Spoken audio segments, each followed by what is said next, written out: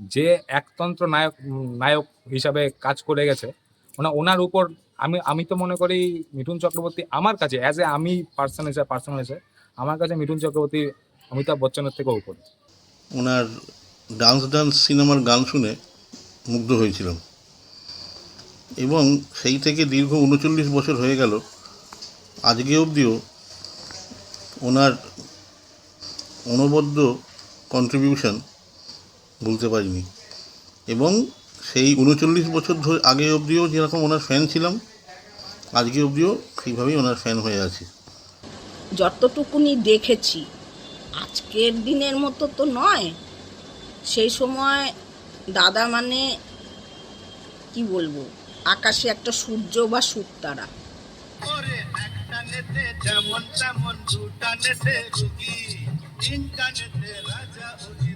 चेहरे में परेशानी और आंखों में तो आंसू के सूखे बूंद को देख के मुझे पता चल गया कि अब लड़की के पिता है।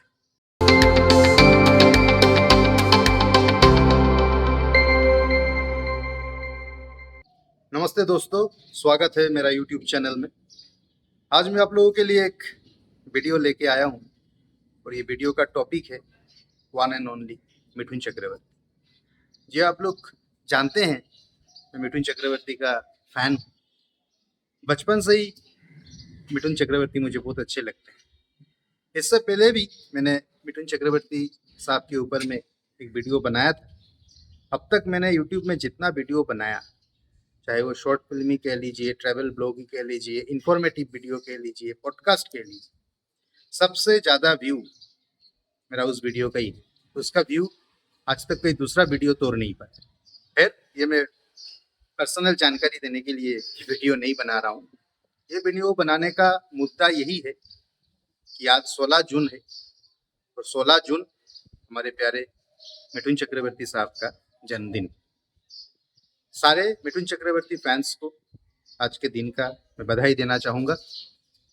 और अगर मिठुन चक्रवर्ती तक ये वीडियो पहुँच गया तब तो मैं अपने आप को बहुत भाग्यशाली समझूंगा। 16 जून 1950 में मिठुन चक्रवर्ती पैदा हुए थे। उनका असली नाम गौरांग चक्रवर्ती है, गौरांगो चक्रवर्ती, और उनका निकनेम है राणा। उनके मोहल्ले में सब उन्हें राणादा के नाम से ही जानते थे। अब देखिए पास्ट लाइफ, कैसे उन्हें ब्रेक मिला, कैसे उन्होंने पहला फिल्म मृगया में उनको नेशनल अवार्ड मिला। नेशनल अवार्ड मिलने के बाद भी जब इंटरव्यू लेने कोई आया तो उन्होंने कहा, क्या मुझे खाना खिलाओगे? ये सारे कहानियां हम जानते हैं, बहुत सारे वीडियोस इसके ऊपर हैं। काफ़ी इंटरव्यू में मिठुन चक्रवर्ती साहब ने खुद बोला है, दूसरों ने भी बनाया है। लेकिन आज मैं इस वीडियो में कुछ ऐसे बातें करने जा रहा हूँ जो शायद अक्सर कोई बोलता नहीं। जब भी हम मिठुन चक्रवर्ती के बारे में बोलते हैं या सुनते हैं, सबसे पहले जो कहा जाता है वो है disco dancer. I am a disco dancer, यही कहते हैं। मिठुन जी ने जब उनको अभी हाल ही फिलहाल ही में पद्म भूषण भी मिला, दादा साहब फाल्के अवार्ड मिला, जो सिनेमा जगत का सबसे ऊंचे दर्जे का अवार्ड होता है। वहाँ भी उन्होंने कहा कि जब मैं आया था मेरा रंग काला था, मैं सोचा नहीं था कि मैं कभी हीरो बन पाऊंगा, लीड एक्टर का रोल कर पाऊंगा, ज़्यादा से ज़्यादा मैं डांसिंग विलेन बन जाऊंगा। वो ऐसे ही सोचे थे। यहाँ की जब मृणाल सेन साहब ने पहले उनका फोटोग्राफ मांगा था तो उन्होंने कुछ ऐसे एक्शन सीक्वेंस वाला ही फोटो भेजा था, तो उन्होंने फिल्म ही ड्रॉप कर दिया था मृणाल सेन साहब ने।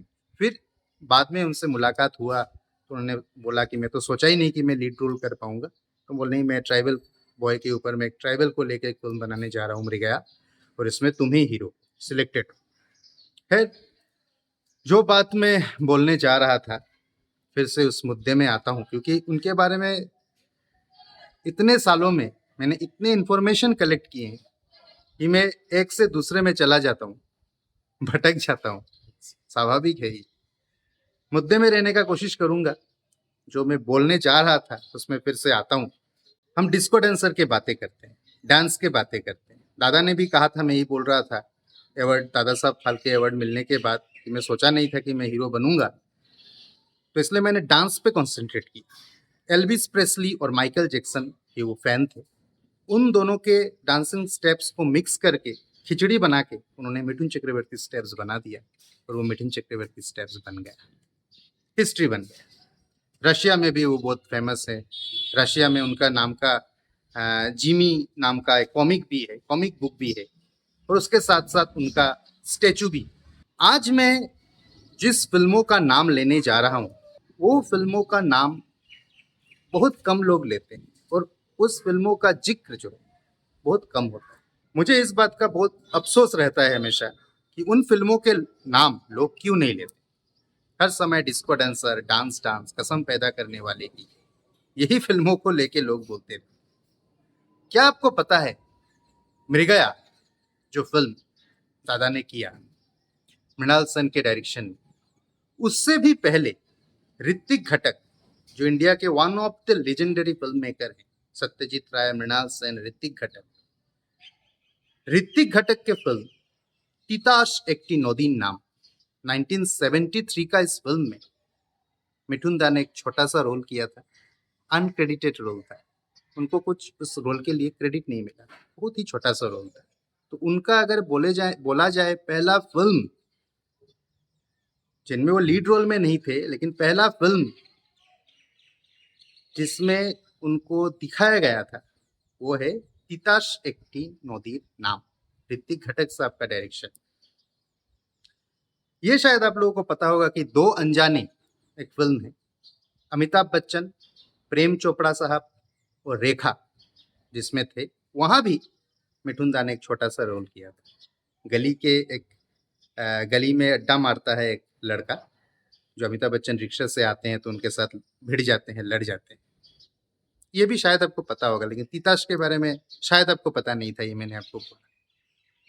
इसके बाद एक फिल्म में बोलूंगा बिमल दत्त साहब का, फिल्म का नाम है कस्तूरी।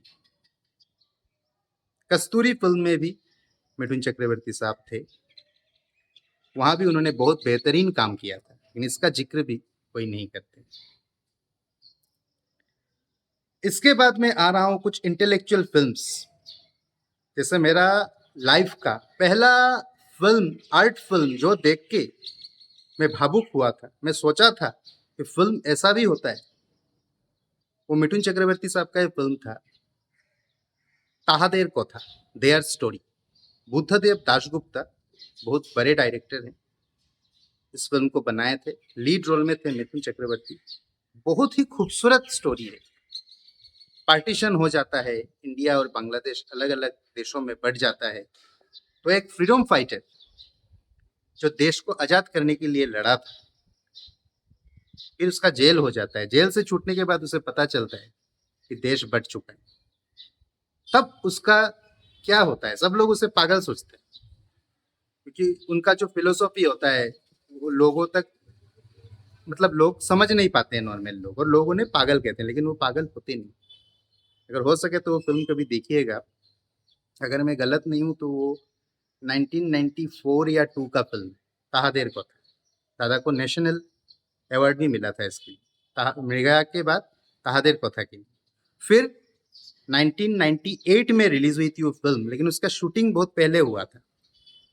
और इसमें मैं गौर करना चाहूँगा, क्यों मैं बोला शूटिंग पहले हुआ था, वो है स्वामी विवेकानंद, जेबी अय्यर साहब का फिल्म है, जहाँ सर्वदमन बैनर्जी ने विवेकानंद का रोल किया था और रामकृष्ण परमहंस का रोल किया था मिठुन चक्रवर्ती। बहुत बहुत बहुत अच्छा रोल उन्होंने प्ले किया था, लेकिन बदकिस्मती है दूरदर्शन में 26 जनवरी को ये फिल्म टेलीकास्ट हुआ था, इलेक्ट्रिसिटी चला गया था, मैं पूरा फिल्म देख नहीं पाया था। बाद में मैं बहुत मुश्किल से इंटरनेट से डाउनलोड करके वो फिल्म देखा, क्योंकि वो फिल्म को बैन कर दिया गया इसी वजह से।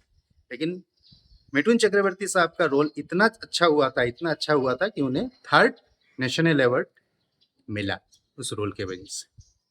अब मैं क्यों बोल रहा था कि उसका शूटिंग पहले हुआ था, 95-6 इस टाइम में उसका शूटिंग चल रहा था, जब दादा ने का एक दूसरा फिल्म आया था जल्लाद, TLB प्रसाद। अब इसमें मैं फोकस ढालूंगा, बोलने का कुछ कारण भी है। जल्लाद फिल्म में दादा ने हीरो का भी रोल किया था, विलेन का भी रोल किया था। बाप भी मिठुन चक्रवर्ती, बेटा भी मिठुन चक्रवर्ती। क्या जबरदस्त विलेन का रोल किया था कि दादा को best actor in negative role में विलेन के लिए उन्हें फिल्म फेयर अवार्ड मिल गया। अब जब शूटिंग चल रहा था स्वामी विवेकानंद का, भगवान का रोल भी कर रहे थे, रामकृष्ण परमहंस का रोल भी कर रहे थे, और उसी के साथ साथ वो जल्लाद का विलेन का रोल भी कर रहे थे। यानी एक ही साथ उन्होंने भगवान का भी रोल किया और विलेन का भी रोल किया। इसे बोलते हैं एक्टर। आप लोगों को पता होगा कि film and television institute of India Pune से, FTII से दादा ने एक्टिंग का कोर्स किया है। उससे पहले दादा नक्सल मूवमेंट के साथ वो जुड़े हुए थे, वो डीप तक। दादा के भाई सोमनाथ मर जाते हैं किसी एक्सीडेंट से, और फिर दादा डिसाइड कर लेते हैं कि वो इस चीज़ से दूर चले जाएंगे, वो पढ़ाई में ध्यान देते हैं। BSc किया है दादा ने स्कॉटिश चर्च कॉलेज से, केमिस्ट्री ऑनर्स में BSc किया है। फिर उन्होंने एक्टिंग का कोर्स किया है। वहाँ भी है बात, जब वो पहले बार पुणे जाते हैं, उन्हें इंटरव्यू में पूछा जाता है कि क्या तुम, पहले तो उन्हें पूछते हैं कि कोलकाता में भी हमारा एक राउंड हुआ था सिलेक्शन का, वहाँ तुमने क्यों नहीं दिया, पुणे में तुम क्यों आए, क्या तुम किसी पॉलिटिकल ऑर्गेनाइजेशन के साथ जुड़े हुए हो? तो दादा ने बोला था हाँ, और वहाँ उन्हें रिजेक्ट कर दिया गया। फिर से उन्हें कहा गया था तुम कोलकाता में फिर से होगा अगले साल, तुम वहाँ अप्लाई करो, वहाँ तुम्हारा सिलेक्शन हो जाएगा। फिर उन्होंने एक साल इंतज़ार किया, कोलकाता से दिया, फिर उनका पुणे में सिलेक्शन हुआ। हर चीज़ में जो है दादा स्ट्रगल की। कोई भी चीज़ दादा को थाली में किसी ने पड़ोस के नहीं, हर चीज़ दादा को लड़ के लेना पड़ा। इसीलिए मैं बचपन से जब कोई स्ट्रगल की बात करता है तो मैं हमेशा कहता हूँ कि मिठुन चक्रवर्ती साहब के जैसा स्ट्रगल इस इंडस्ट्री में शायद ही किसी ने किया होगा, शायद ही किसी ने किया होगा। रास्ते में हुए सोए हैं, एक रूम में बेड शेयर करके वो सोते थे, रात में कोई दूसरा सोता था, वो जब निकल जाता था, दिन में दादा सोते थे, रात भर जगे रहते थे, सोने का जगह नहीं था उनके पास। यार ये सब स्ट्रगल की बातें तो बहुत लोग करते हैं, मैं फिल्मों में फिर से फोकस करता हूँ। कुछ फिल्मों का नाम मैंने बोल दिया। इंटेलेक्चुअल फिल्म में मैं फिर से आता हूँ, ऋतुपर्णो घोष जो बंगाल के बहुत ही विख्यात फिल्म मेकर हैं, उनके साथ भी दादा ने काम किया। ये भी शायद बहुत कम लोगों को पता होगा। फिल्म का नाम है तितली, अपर्णा सेन, कंकना सेन शर्मा और मिठुन चक्रवर्ती। बहुत प्यारा फिल्म है, बहुत ही स्वीट सा स्टोरी है। ये फिल्म भी आप देखिएगा अगर नहीं देखें। मैं मिठुन चक्रवर्ती फैंस को भी कहना चाहूँगा, ये सब फिल्म मैं बोल रहा हूँ बंगाली लैंग्वेज में है, सबटाइटल वाला आपको मिल जाएगा, देखिएगा तो आपको पता चलेगा कि मिठुन चक्रवर्ती ने किस टाइप का फिल्म किया। अभी क्यों मैं ऐसे फिल्म के बारे में बोल रहा हूँ ये भी मैं बोलूँगा, कारण है बोलने का, पहले मैं बोल लेता हूँ। तितली जो है 2002 का फिल्म है। फिर 2005 में एक फिल्म आया दादा का, काल पुरुष, वो भी बुद्धदेव दाशगुप्त का ही फिल्म था, जिन्होंने कहादेर कथा बनाया था। काल पुरुष में राहुल बोस भी थे। पिता और पुत्र को लेके ये फिल्म का स्टोरी इर्द गिर्द घूमते रहता है। बहुत ही डीप मीनिंग का फिल्म है।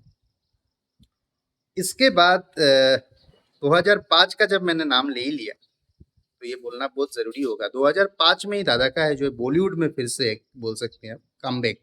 फिल्म तो वो कर रहे थे, उसमें मैं आऊंगा, फिल्म तो वो कर रहे थे, लेकिन बॉलीवुड में वो फिर से कमबैक करते हैं 2005 में विक्रम भट्ट साहब का फिल्म ऐलान, जिसमें राहुल खन्ना थे, अमीषा पटेल, लाड़ा दत्ता, जॉन अब्राहम, इनके साथ चंकी पांडे, इनके साथ दादा ने एक विलेन का रोल किया था। बाबा सिकंदर कैरेक्टर का नाम था। ऐलान ये फिल्म आई थी। बॉक्स ऑफिस में उतना सक्सेस नहीं मिला था फिल्म को, लेकिन सबको ये पता चल गया था कि मिठुन चक्रवर्ती फिर से बॉलीवुड में कदम रख चुके हैं। अब उसी साल और एक फिल्म आई थी सलमान खान साहब का, Sneha Ullal, look alike of Aishwarya Rai. Aishwarya Rai जैसे देखने में लड़की थी स्नेहा उल्लाल। सलमान खान ने उन्हें लॉन्च किया था। फिल्म का नाम था lucky no time for love.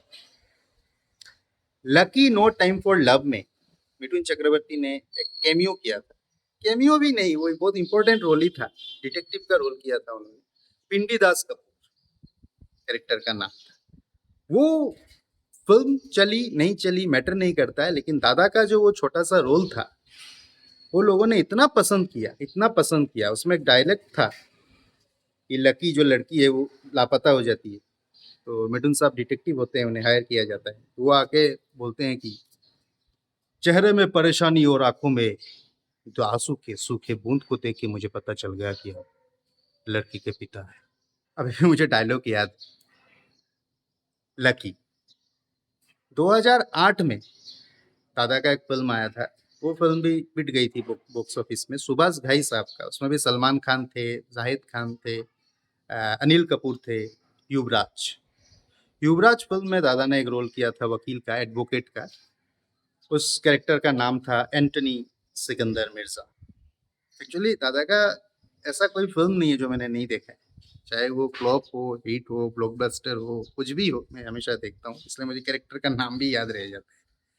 चिंगारी एक फिल्म आई थी, कल्पना लाजमी की। चिंगारी फिल्म में भी दादा ने बहुत अच्छा रोल किया था, नेगेटिव कैरेक्टर। सुष्मिता सेन थी उसमें लीड एक्ट्रेस। वहाँ भुवन पांडा का एक रोल किया था दादा ने, वो फिल्म भी आप देख सकते हैं।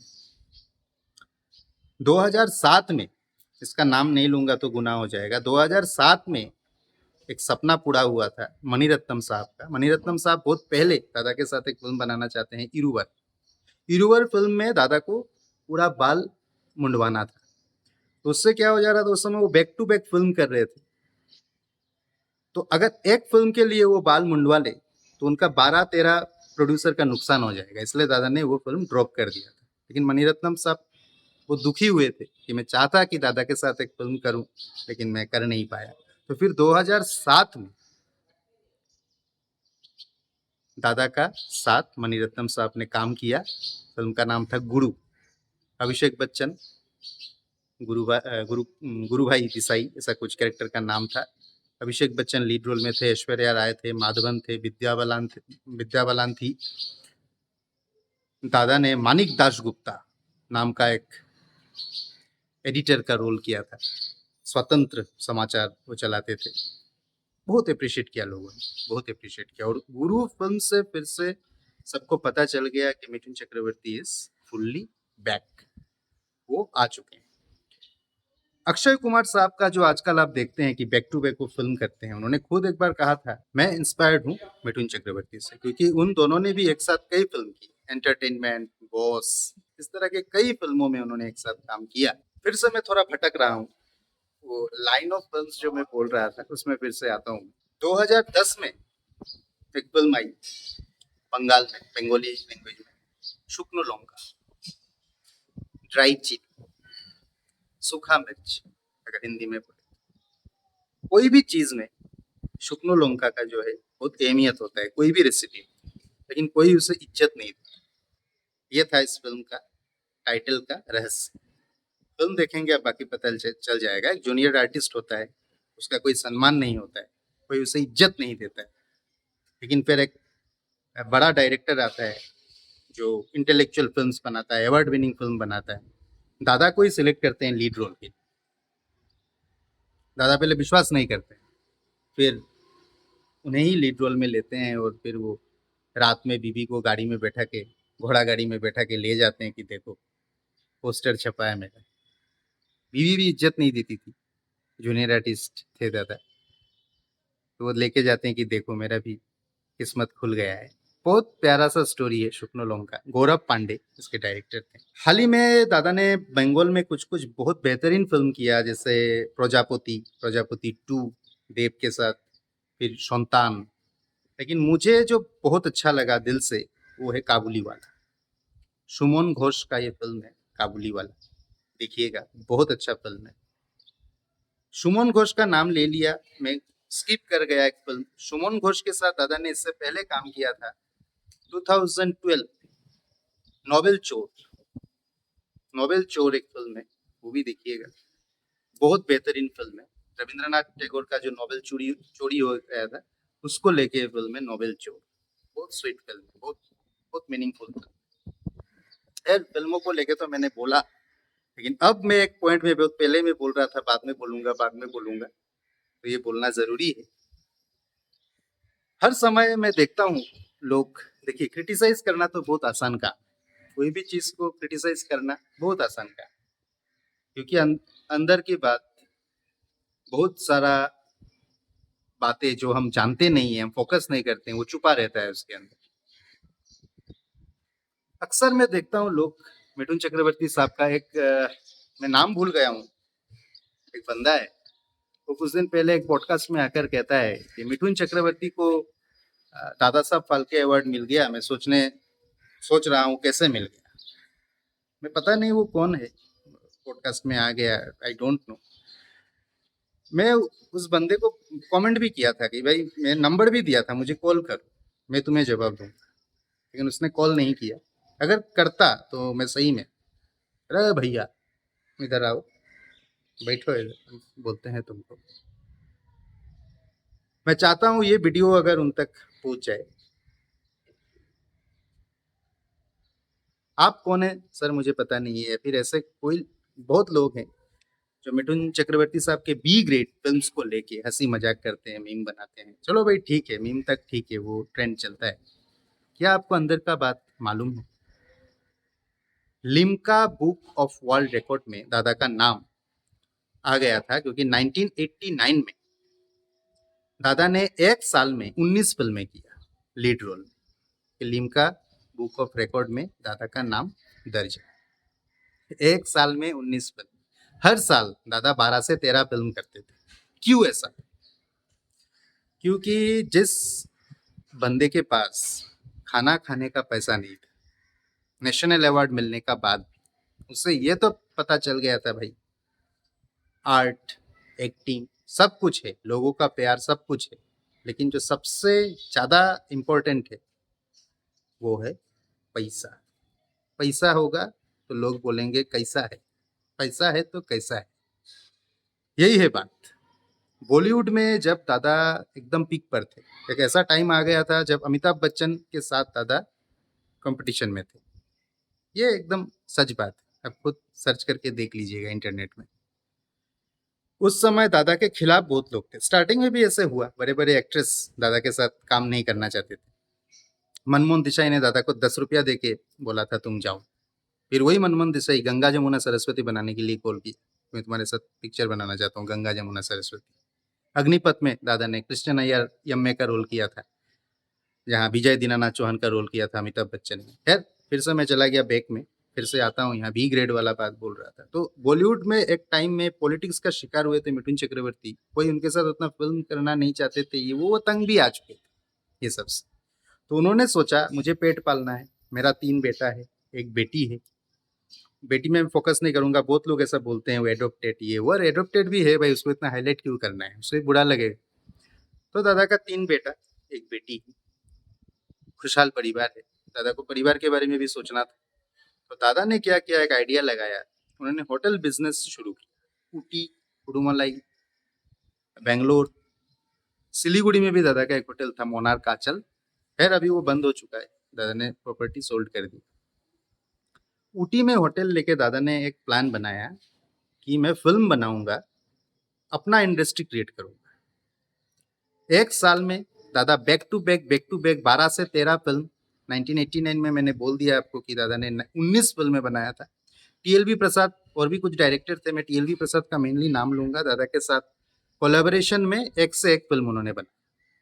अभी उन फिल्म का बजट मुश्किल से 50 से 60 लाख होता था, या फिर मैक्सिमम 1 करोड़ रुपया। 1 करोड़ रुपये में फिल्म खत्म। कोई 80 लाख 70 लाख में भी बन चुका था। कोरियोग्राफर में पैसा लगेगा, दादा खुद कोरियोग्राफर का काम कर लेते थे। एडिटिंग में भी दादा ने अपना माथा मारा, एडिटिंग में भी वो बैठ जाते थे। इस तरह से दादा ने सिंगल स्क्रीन को बचाया। टायर 2 टायर 3 सिटीज में, बिहार, उत्तर प्रदेश, उड़ीसा, बंगाल, असम में दादा का शो हाउसफुल जाता था। ये जो आप बोलते हैं ना गुंडा, शेरा, ऐसे बहुत सारे फिल्म है, एक के बाद एक दादा ने किया। तो अपना एक इंडस्ट्री उन्होंने गेटअप किया। और वहाँ ऐसा भी था, एक बिहार के बहुत मशहूर सिनेमा हॉल के मालिक ने कहा कि लगा रनिंग में है मिठुन दा का फिल्म, पीछे अपकमिंग में भी है मिठुन दा का फिल्म, और जो निकल चुका है नेक्स्ट वीक निकल निकल गया था वो भी था मिठुन दा का फिल्म। तो ऐसा क्रेज था, लोग मारा मारी करके टिकट खरीदते थे।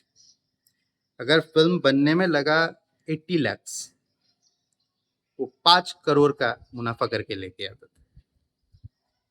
उस दौरान ये बोलना भी जरूरी है, ये हो गया मैंने आप लोगों को समझाया कि क्यों दादा ने बी ग्रेड फिल्म में शिफ्ट किया, क्यों दादा ने एक entire film industry, one man army जिसे कहते हैं, वो बनाया। शायद मैं कुछ समझा पाया हूँ आप लोगों को कि बोलना बहुत आसान है कि साइकिल के पीछे चुप गया ये वो, क्यों, इसका कारण कोई नहीं बोलता है, वो मैं बोल रहा हूँ आप लोग। अब इस दौरान कुछ कुछ एक्टर्स को दादा ने कैसे हेल्प किया ये भी जानना जरूरी है। उसमें से एक है जैकी श्रॉफ। जैकी श्रॉफ लूट गए थे, उनको फिल्में नहीं मिल रहा था, उनका हाथ पकड़ा था दादा। अब जैकी दादा का, जग्गू दादा का कोई इंटरव्यू में भी देख लीजिएगा, या फिर जो उनको पहचानते हैं वो पूछ लीजिए कि मैं सच बोल रहा हूँ या झूठ। जैकी श्रॉफ के साथ भी दादा ने उस समय ऊटी में रहते समय दादा ने उन्हें हेल्प किया। अक्षय कुमार को हेल्प किया। अब तीसरा नाम जो मैं लेने जा रहा हूँ बहुत इंपॉर्टेंट, महाभारत जो आता था ना सीरियल बी आर चोपड़ा साहब का, वहाँ जो दुर्योधन का कैरेक्टर प्ले किया था पुनीत ईश्वर। पुनीत ईश्वर साहब पूरी फिल्म के शूटिंग में अमिताभ बच्चन को एक पंच मारते हैं, तो पंच से क्या होता है, उनका पेट में इतना इंजरी हो जाता है कि अमिताभ बच्चन मर जाएंगे, सबने सोच लिया था। दादा ने काली पूजा किया था, सीना चीर के खून से काली पूजा किया था दादा ने, मिठुन चक्रवर्ती ने। बहुत लोग राइवल बोलते हैं ना, अमिताभ बच्चन का राइवल। जब अमिताभ बच्चन जूझ रहे थे जिंदगी और मौत के साथ, दादा ने काली पूजा किया सीना चीर के खून से, अमिताभ बच्चन ने खुद बोला है। खैर, उसके बाद पुली के उस दुर्घटना के बाद पुनीत ईश्वर साहब को बॉलीवुड से बोल सकते हैं बैन कर दिया गया। कोई उन्हें काम नहीं दे रहा, कोई काम नहीं दे रहा। क्यों? क्योंकि इंडस्ट्री में तब राज कर रहे थे अमिताभ बच्चन, और सारे जो डायरेक्टर थे यश चोपड़ा, इसके बाद आपका मनमोहन देसाई और भी कई सारे, अमिताभ बच्चन के खिलाफ मतलब भाई तुम आउट। तो बंदा कहाँ जाएगा भाई? गलती हो गया, वो गलती से मार दिया, इसका मतलब उसे काम नहीं मिलेगा। एक दिन एक पार्टी में मिठुन चक्रवर्ती साहब के साथ मुलाकात हो जाता है पुनीत ईश्वर साहब। तब वो बोलते हैं कि दादा मेरे पास काम नहीं है, बिना एक्टिंग का मैं कुछ कर नहीं सकता, प्लीज आप कुछ कीजिए। दादा ने बोला चिंता मत करो, उठी आ जाओ। मैं आप लोगों को बोल रहा हूँ, जख्मी सिपाही, मुकद्दर, शेरे हिंदुस्तान, जल्लाद, और अभी ये हाल ही में उनका जो बॉन्डिंग इतना अच्छा हो गया था, अभी हाल ही में आप लोगों ने देखा होगा द कश्मीर फाइल्स, वहाँ भी पुनीत ईश्वर साहब थे। दादा के उस दौरान, ऊटी के फिल्म इंडस्ट्री के उस दौरान जो फिल्मों का नाम मैंने लिया, सारे फिल्मों में विलेन लिया गया पुनीत ईश्वर साहब। जल्लाद फिल्म में तो उनका बहुत अच्छा रोल था, मिठुंदा के साथ, अमावस के साथ असिस्टेंट का रोल किया था पुनीत ईश्वर साहब। कितने लोगों का उन्होंने जिंदगी बनाया, सिर्फ अपने बारे में वो नहीं सोचे, उन्होंने एक समूह के बारे में सोचा, एक समाज के बारे में सोचा। सिंगल स्क्रीन ऑनर, एक फिल्म, एक सिनेमा हॉल के मालिक थे। मिठुंदा का फिल्म लगा के उन्होंने 5 सिनेमा हॉल बनाए। ये डायलॉग नहीं, हकीकत है। इसीलिए मैं बोल रहा था, ये सब बोलने का कारण यही था, आज दादा का जन्मदिन है। मैं किसी के अगेंस्ट में कुछ बोलूंगा नहीं, लेकिन ऐसे बहुत टॉप के सुपरस्टार जिन्हें हम शहंशाह बना देते हैं, उन लोगों ने भी दादा से डर के, दादा के साथ काम करने के बाद पोस्टर में दादा का फोटो छोटा करने का रिक्वेस्ट किया डायरेक्टर को। फिल्म में दादा का जो लेंथ है फिल्म में, उसे काटने का रिक्वेस्ट किया डायरेक्टर को। मैं नाम नहीं लूंगा क्योंकि ये वीडियो मैं बना रहा हूँ दादा के लिए, मैं किसी दूसरे का बुराई करने के लिए नहीं बना रहा हूँ। मैं नाम नहीं लूंगा, आप लोग शायद समझ गए होंगे मैं किन लोगों के बारे में बोल रहा हूँ। लेकिन ये सब करके भी दादा का पॉपुलैरिटी वो कम नहीं कर पाए। आज भी दादा को लोग उतना ही प्यार करते हैं जितना पहले करते थे। सिंटा, सिने एंड टेलीविजन आर्टिस्ट का जो एसोसिएशन है सिंटा, दिलीप कुमार, सुनील दत्त, अमजद खान के साथ जो सबसे एक्टिवली पार्टिसिपेट किए थे वो है Mithun Chakraborty. Ward boy, spot boy को लोग होय ऐसे करके बुलाते थे, ऐसे करके बुलाते थे। उनका कोई इज्जत नहीं था। दादा ने देखा कि ये सही नहीं। एलिट मजदूर यूनियन, उसके चेयरमैन थे दादा। खुद जाके सीना ठोक के सबसे बात करते थे। उनका एसोसिएशन को उन्होंने बनाया। कोई भी आदमी बीमार पड़ जाएगा, एसोसिएशन पैसा देगा। लड़की का शादी है, एसोसिएशन पैसा देगा। किसी का कुछ इंजरी हो गया, ट्रीटमेंट का एसोसिएशन पैसा देगा। पेंशन स्कीम एसोसिएशन ने शुरू की। कोई दूसरा सुपरस्टार ये सोचे नहीं थे, दादा ने सोचा। इसीलिए जब ओम शांति ओम फिल्म का शूटिंग के टाइम में गाना था दीवानगी दीवानगी, जहाँ सारे इंडस्ट्री के सबको बुलाया जाता है, सलमान खान, संजय दत्त, जितेंद्र, वहाँ मिथुन चक्रवर्ती साहब को भी बुलाया गया। आपने देखा होगा उस गाने। एक आर्टिस्ट से मुझे पता चला, जब मिथुन चक्रवर्ती उस गाने के शूटिंग में आए तो ऐसा हुआ कि सारे स्पोर्ट बॉय छूट के चले गए दादा से मिलने के, दादा के पैर छूने के। और एक ऐसा एम्बेरेसिंग मोमेंट हुआ शाहरुख खान साहब के लिए। शाहरुख खान के हाथ में मोबाइल देके किसी ने बोला कि सर मिथुन दा के साथ एक फोटो खींच के दीजिए। ये होता है प्यार। आप पैसा से कुछ भी करके अपना नाम बना सकते हो, लेकिन लोगों का प्यार, लोगों का भरोसा वो सिर्फ पैसा से नहीं आता है।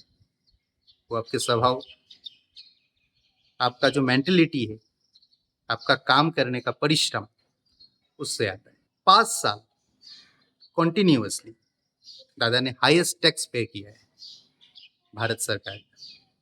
इनकम टैक्स सबसे ज़्यादा पे किया है दादा ने रेगुलरली, कॉन्जिक्यूटिवली 5 साल। उसके लिए दादा को इनकम टैक्स डिपार्टमेंट से आयकर सम्मान बोल के एक सर्टिफिकेट भी मिला। फिर जो लोग शायद क्रिटिसाइज करते हैं, करेंगे, वो कोई रोक नहीं पाएगा, करेंगे, करने दीजिए उनको। हाथी चले बाजार तो कुत्ते भूखे हजार। लेकिन दादा का प्यार, उनका सम्मान जहाँ था वहीं रहेगा, कोई उसे गिरा नहीं पाएगा। उसके साथ साथ एक ऐसा बंदा जिन्होंने अपना सारा जिंदगी मिथुन चक्रवर्ती को दी। उनका साउंड बॉक्स, स्पीकर वगैरह का दुकान है सिलीगुड़ी में। वो हमेशा दिन में अपने स्पीकर में, दुकान में मिथुन चक्रवर्ती का ही गाना लगाते हैं। और आज तक मिथुन चक्रवर्ती ने अपना हेयर स्टाइल बदल दिया है, लेकिन वो आज भी 90s के 80s के जो मिथुन दा का जो स्टाइल था, आज भी उनका हेयर स्टाइल वही वाला है। उनका नाम मांतुदा है। मैंने मांतुदा से बहुत रिक्वेस्ट किया है कि दादा कुछ बोलिए, लेकिन बहुत रिक्वेस्ट करने के बाद उन्होंने हाथ जोड़ के बोला कि मैं कुछ नहीं बोलूंगा।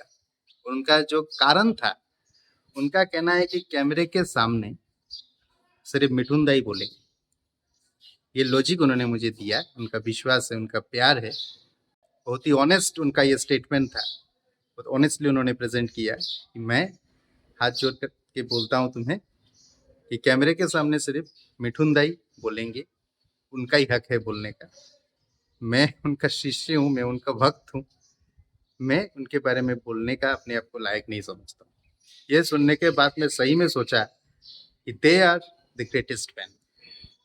अगर मिथुन चक्रवर्ती के प्रति मिथुन चक्रवर्ती का बेटा का अधिकार है, बीवी का अधिकार है, तो फैंस का भी उतना ही अधिकार है।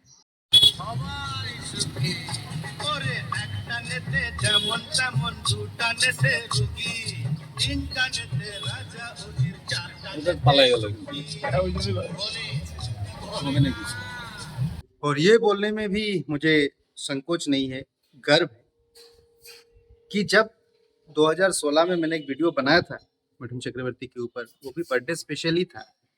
वो वीडियो बहुत बहुत ज़्यादा लोगों ने पसंद किया। धर्मा प्रोडक्शन ने एक कॉपीराइट लगा दिया था, अग्निपथ का मैंने वहाँ क्लिप दिया था, इसीलिए बाद में मैंने उन लोगों को मेल भेजा था कि देखिए मैं ये फिल्म पैसा कमाने के लिए नहीं बना रहा हूँ, नाम कमाने के लिए नहीं बना रहा हूँ। मिठुन चक्रवर्ती के जो प्यार है, प्यार को एक दूसरे मिठुन चक्रवर्ती फैंस के साथ शेयर करने के लिए बनाया हूँ। तो आप लोग प्लीज प्लीज ये वीडियो को ब्लॉक मत कीजिए। उन लोगों ने भी समझा और धर्मा प्रोडक्शन से मुझे फिर रिलीज कर दिया उस वीडियो को। वीडियो अभी भी अवेलेबल है। वो वीडियो मोनेटाइज नहीं है क्योंकि उसमें कॉपीराइट क्लेम आया था, लेकिन अभी भी वीडियो है, आप देख सकते हैं।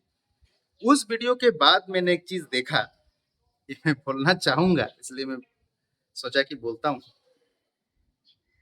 कुछ यूट्यूबर्स हैं जिनका कंटेंट ही है मिठुन चक्रवर्ती, उनका यूट्यूब चैनल चलता है मिठुन चक्रवर्ती की वजह से। मिठुन चक्रवर्ती कौन सा इंटरव्यू में क्या बोले, कपिल शर्मा शो में जाके क्या बोले, उनका बेटा क्या करेगा, क्या कर रहा है, कौन सा फिल्म उनका आने वाला है, ये सारा कंटेंट लेके यूट्यूब चैनल ही चलता है, 2 3 4 मुझे पता है, मिठुन चक्रवर्ती के ऊपर। तो सोचिए, मुझे बहुत अच्छा लगता है, मैं क्रिटिसाइज नहीं कर रहा हूँ, मुझे बहुत अच्छा लगता है। मैं खुद उनका सब्सक्राइबर हूँ, मैं भी कमेंट करता हूँ उनका वीडियो में। कभी कभी कुछ गलत इन्फॉर्मेशन वो दे देते हैं तो मैं उसे करेक्शन भी करता हूँ कि भाई ये इन्फॉर्मेशन गलत है। तो सोचिए, एक इंसान जो फिल्म करता है, वो फिल्म चले ना चले, वो ब्लॉकबस्टर होता है, कभी नहीं भी होता है। लेकिन अब मैंने पहले भी जिक्र किया है ना, युवराज फिल्म में मिठुन दा का एक्टिंग देखिए, Lucky no time for Love, Pinti Das Kapoor का एक्टिंग देखिए। फिल्म चाहे फ्लॉप हो, लेकिन मिठुन दा उसमें हिट है। वीडियो के अंत में मैं ये बोलना चाहूंगा कि दादा के कुछ फैंस, मैं तो दादा का फैन हूँ ही, लेकिन और कुछ फैंस जो दादा के बारे में क्या सोचते हैं, क्या बोलना चाहते हैं, वो मैं आप लोगों को दिखाना चाहूंगा। মিঠুন চক্রবর্তী সম্বন্ধে যদি কিছু বলতে হয়, মানে বলাটা মানে কি বলবো, মানে মিঠুন চক্রবর্তী সম্পর্কে আমার মতন মানুষের বলাটা মানে শোভা পায়। মিঠুন চক্রবর্তী হচ্ছে বাঙালির গর্ব, মানে আমাদের আদর্শ বলতে গেলে মিঠুন চক্রবর্তী একটা মানে কি বলবো, একটা নিম্ন মধ্যবিত্ত ঘরের ছেলের নায়ক হচ্ছে মিঠুন চক্রবর্তী। পুরো বাঙালির নায়ক হচ্ছে মিঠুন চক্রবর্তী। মানে বাংলা সিনেমা থেকে শুরু করে হিন্দি সিনেমা সব জায়গায় মিঠুন চক্রবর্তী যেভাবে এক সময় কি বলবো, মানে এখনো অবধি যে একতন্ত্র নায়ক হিসাবে কাজ করে গেছে, মানে ওনার উপর আমি আমি তো মনে করি মিঠুন চক্রবর্তী আমার কাছে অ্যাজ এ আমি পার্সোনাল আমার কাছে মিঠুন চক্রবর্তী অমিতাভ বচ্চনের থেকেও উপরে, এটুকুই আমি বলতে পারি। আমি ক্লাস 8 থেকে মিঠুন চক্রবর্তীর প্রত্যেকটা বাংলা সিনেমা আমি হলে গিয়ে দেখেছি। যুদ্ধ, বারুদ, তারপরে তুল কালাম, এমএলএ ফাটাকেষ্ট, তো মানে কি বলবো, এমএলএ ফাটাকেষ্ট মানে মিঠুন চক্রবর্তী এরকম একটা সিনেমা, এরকম একটা আইকন হিসেবে হয়ে গেছে যে এখনকার যে বর্তমান মুখ্যমন্ত্রী, আমার মনে হয় উনিও এমএলএ ফাটাকেষ্ট দেখে অনুপ্রাণিত হয়ে এই মুখ্যমন্ত্রীর মতন এরকম কাজ করে যাচ্ছে। এইটুকুই আমি বলতে চাই। মিঠুন চক্রবর্তী আমার কাছে এক কথায় ভগবান। মিঠুন চক্রবর্তী আমার কাছে আমার আইডিয়াল, আমার হিরো। মিঠুন চক্রবর্তীর সিনেমা যে এমএলএ ফাটাকেষ্ট আমি বললাম, এমএলএ ফাটাকেষ্ট মিঠুন চক্রবর্তী লেগেছিল আমাদের সামনে একটা উর্বশী হলে, যদিও হলটা এখন নেই। ওই হলটাতে মিঠুন চক্রবর্তীর পোস্টার লেগেছিল এরকম করে, এমএলএ ফাটাকেষ্ট। বইটা 3.5 থেকে 4 মাস চলেছিল। মিঠুন চক্রবর্তী একটা চোখ ফুটো হয়ে গেছিল, মানে ইয়েটা পোস্টারে। ব্যানারটা নিচে নেমে গেছিল, তবুও মানে মানুষের ভিড় কমেনি। মানুষ ব্যানার উঠিয়ে আবার সেই জায়গায় রেখে মিঠুন চক্রবর্তীর সিনেমা হই হই করে দেখেছে। এটাই হচ্ছে মিঠুন চক্রবর্তী, এটাই হচ্ছে বাঙালির কাছে মিঠুন চক্রবর্তীর ফ্যানদের ক্রেজ। প্রথমত আমি বলবো যে গত 39 বছর ধরে যে মানুষটার সব থেকে বড় ফ্যান আমি, সেই মানুষটা যেন আমার জীবন গড়ার ক্ষেত্রে অনেক কাজে দিয়েছে। প্রতি ব্যাপারে তার যে অনুপ্রেরণা, তার জীবনের সংগ্রাম, সেগুলো আমাকে খুব মোটিভেট করে। সালটা ছিল 1987। সেই সময় প্রথম আমি ওনার ডান্স সিনেমার গান শুনে মুগ্ধ হয়েছিলাম, এবং সেই থেকে দীর্ঘ 39 বছর হয়ে গেল, আজকে অবধিও ওনার অনবদ্য কন্ট্রিবিউশন ভুলতে পারিনি। এবং সেই 39 বছর ধরে আগে অবধিও যেরকম ওনার ফ্যান ছিলাম, আজকে অবধিও সেইভাবেই ওনার ফ্যান হয়ে আছি। ওনার কাজ করার যে ধরন, সেটা সবাই জানে যে উনি সব কিছু করেন এমনভাবেই যেটা বাকিরা হয়তো কেউ টেরও পান না। বেঙ্গল ফুটবল একাডেমির জন্য ওনার অবদান হয়তো অনেকে জানা নেই, কিন্তু উনি যা করেছেন সেটা বলার নয়। আর কি বলবো, বিশেষ কিছু বলার নেই। দাদা সবসময় ভালো থাকুক, দাদার জন্মদিনে এই শুভেচ্ছা জানাই, এবং তার কোটি কোটি অনুরাগীদের সাথে আমিও তার দীর্ঘ জীবন এবং শুভ কামনা জানিয়ে আমার বক্তব্য শেষ করছি। Thank you. আমি যদি আমার শুরু থেকে শুরু করি তাহলে এই ভিডিওতে কুলোবে না জায়গা। তো আমি সংক্ষেপে বলবো। আমি তখন অনেক ছোট, 90-এর দশকের শুরু। কত হবে তখন আমার 12-13 বছর, 14 বছর ম্যাক্সিমাম বয়স। সেই সময় আমি দাদার সান্নিধ্য পাই এবং কিছুটা আমার নিজের জেদেই কোনোভাবে এক পরিচয় বেরিয়ে গেছিল তৎকালীন ফ্যান্স ক্লাবের সেক্রেটারির সাথে। তো সেখানে আমি যাতায়াত শুরু করলাম এবং গিয়ে বুঝলাম এটা ঠিক ফ্যান্স ক্লাব না, এটা একটা সমাজসেবা প্রতিষ্ঠান। তবে তখন তো ওই বোঝার মতো তো অত বয়স হয়নি, কিন্তু এটুকুনি বুঝছিলাম যে এখানে যে দাদাকে দেখতে আসা, দাদাকে চাইলেই দেখতে পাওয়া, এরকম ব্যাপার নয়। দাদার জন্য, দাদার নামে সোশ্যাল ওয়ার্ক করতে হবে। যা হোক, একটা ছোট্ট মেয়ে কলকাতা থেকে প্রায় 30-35 কিলোমিটার দূর থেকে ট্রেনে যাতায়াত শুরু করলো। তারপর দীর্ঘ 6 বছর আমি ছিলাম ওই সংগঠনে এবং দাদাকে প্রায় কাছ থেকে দেখেছি এবং তার সান্নিধ্যও পেয়েছি, কথা বলেছি, আশীর্বাদ করেছেন। এবং